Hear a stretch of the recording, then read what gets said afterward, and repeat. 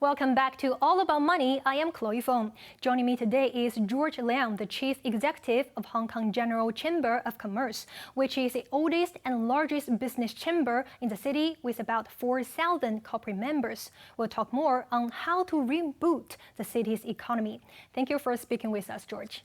And now let's also talk about the balance, the hard balance between economic recovery and the COVID control. We know that the city has been under the very stringent zero COVID strategy for a very long time. But then if we are to open up with the world, then there will be some cases, ultimately being imported into the city at some level. So how do you think that we can balance the opening up and also to keep the virus at bay? What is your thought on this? Well, I think a lot of other cities, around the world has been opening up. They are facing, the same, situation of the balancing between the growth and also the anti-pandemic measure. Hong Kong, right now, as I said, that we have a very high vaccination rate.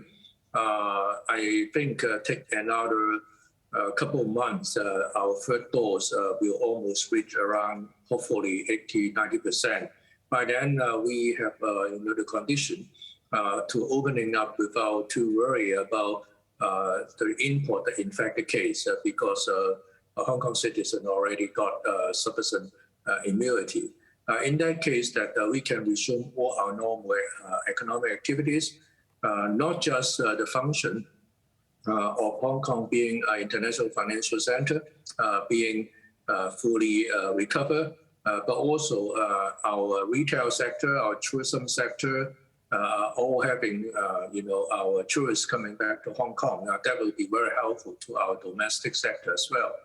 And also Hong Kong people, can come out, to spend money and pump up the economy. So I think that we are all looking forward, to seeing a full normal situation of Hong Kong after, we opening up our border.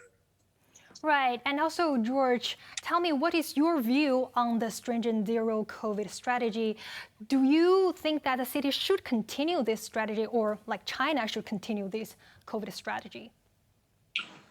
I think in the past, you may say that we need to keep such a very stringent COVID strategy because we haven't got enough vaccination rate.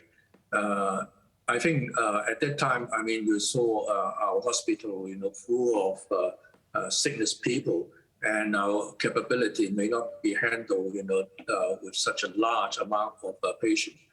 But right now, that after all this effort, now you see that the number of the infected cases been dropped to a pretty manageable level. And also Hong Kong has such a high vaccination rate. So there is no need to keep the stringent restriction policy as in the past. So the situation right now and compare those in the past is quite different. So if you say at that time, some few months or maybe even years ago, we might have, at that time, we really have done such a stringent policy, but not now, what I can say.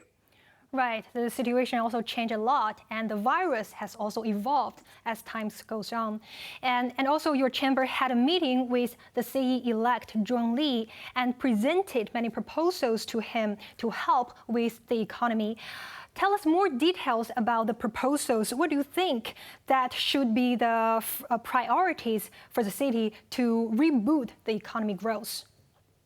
Of course, firstly, we asked the government to consider to open up the border the sooner the possible, because this is very important to revive the Hong Kong economy.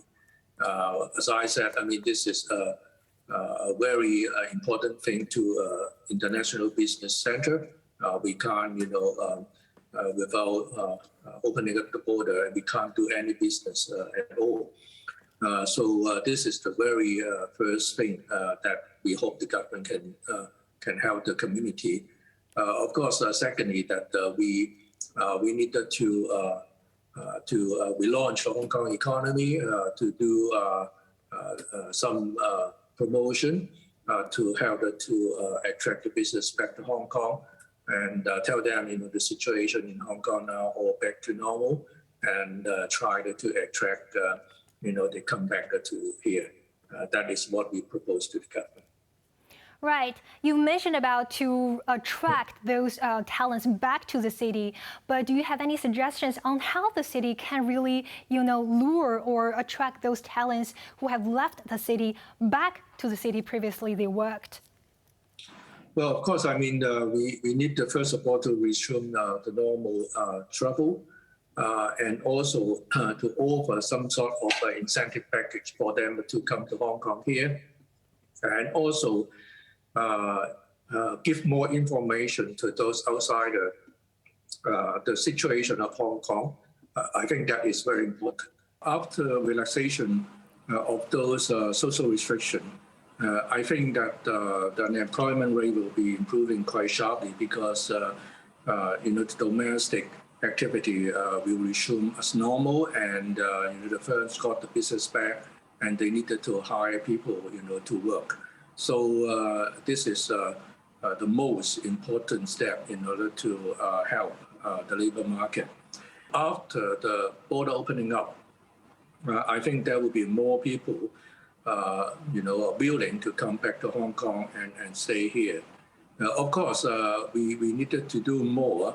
For example, say any incentive scheme to attract, the foreign talent to come to work in Hong Kong. So that they have some sort of benefit, or maybe some sort of assistance to them to stay in here. These are all we hope that the government can offer to the outside people. Got it. And also, Hong Kong has a very special position, as I mentioned at the very beginning, that it is a gateway to China. And also, China has been promoting the Greater Bay Area strategy to strengthen the economy in this southern area. So how do you think that Hong Kong can take the advantage of within the Greater Bay Area strategy to also boost its economic recovery? GBA area is a very large economic base. The proximity of Hong Kong to the GBA, and also because of us international financial and business hub, we can work with the GBA firms to help them to get business from the outside, or maybe help for foreign investment going into the GBA. Right now, we are just being blocked by, the close of the border. Once the border possibly can opening up, I think that we are still having, the very strong potential of the GBA to help to attract the business back to this Hong Kong and also the GBA area. Got it. And also on a broader level, Hong Kong has also submitted an application this year to join the 15-member Regional Comprehensive Economic Partnership Agreement, which is a free trade zone covering a third of the world economy.